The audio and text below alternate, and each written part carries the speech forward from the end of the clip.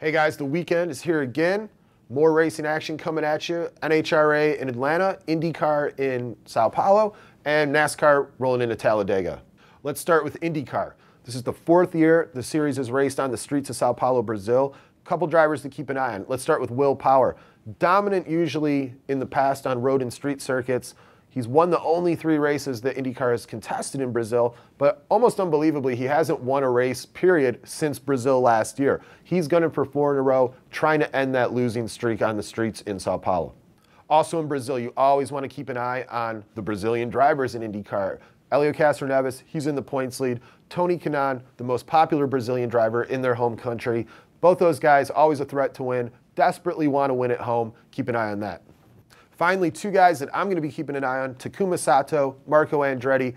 Marco Andretti has struggled in the past on road and street courses. He got some driver coaching in the off-season over in Europe, done much, much better. He's in the points hunt, and he says this is the first time he ever has felt like a legitimate championship contender. Now, Sato, big, big win for him finally after all these years in Long Beach 2 weeks ago.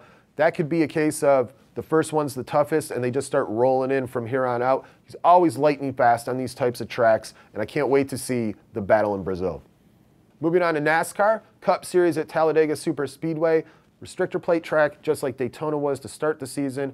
I think Danica Patrick, you've definitely got to watch her this weekend. I know a lot of people roll their eyes at that. They're tired of it. She's struggled since Daytona, where she finished 8th.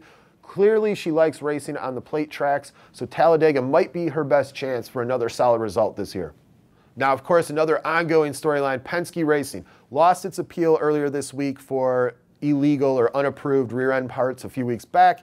One more chance to appeal to NASCAR's Chief Appellate Officer, John Middlebrook, next week.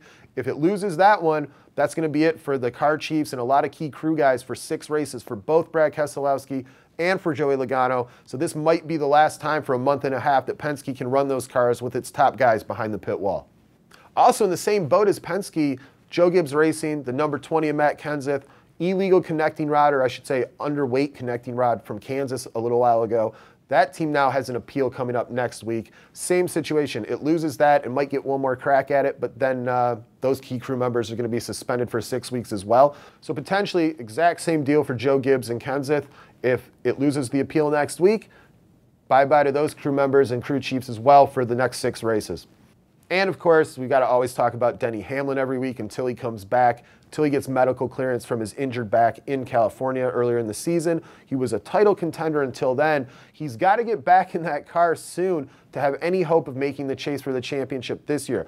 Good chance he starts at Talladega.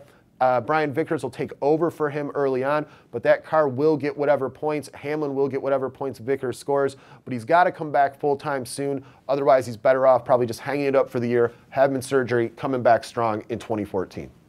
Lastly on the docket, NHRA rolls into Atlanta.